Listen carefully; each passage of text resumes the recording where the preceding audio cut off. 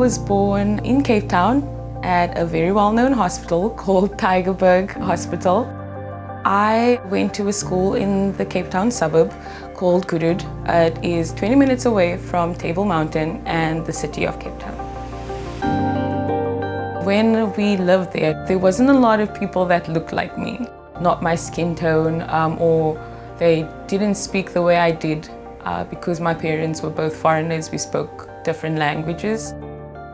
I remember my first day of primary school, this girl actually pushed me out of the line and she was like, "You should stand at the back because you're black." And at that moment, I thought that my biggest issue was the fact that I was black. In high school, I would say it was a little bit different because then I started meeting people like me, students from Rwanda, students from Zimbabwe. So even though I wasn't close to South Africans, I was at least finding, I would say, my own tribe. My parents fled from Angola in 1994, going to 1995. The reason that they fled was because there was a civil war. They kept on referring to South Africa as almost like a safe haven. It felt like a liberated place to be. I realized that I didn't have citizenship when I was in matric.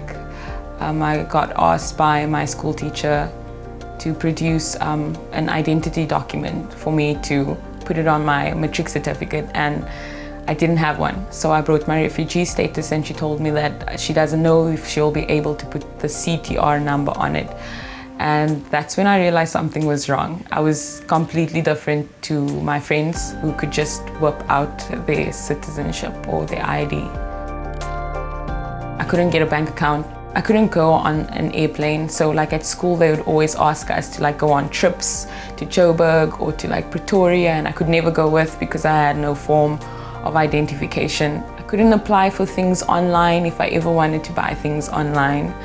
I couldn't open up a library card because you need your ID for that as well.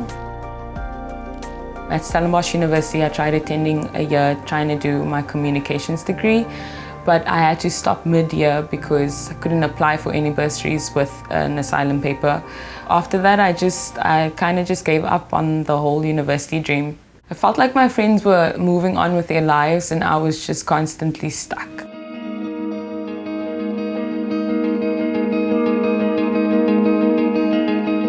I was born in South Africa and I can't get any form of identification, but I've been Googling and I've been researching, and I know in the Constitution it says that I have the right of becoming a South African citizen, especially if I was born in South Africa.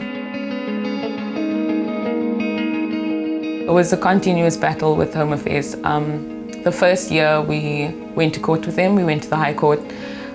We won, they appealed. Second time we went to court again, Supreme Court.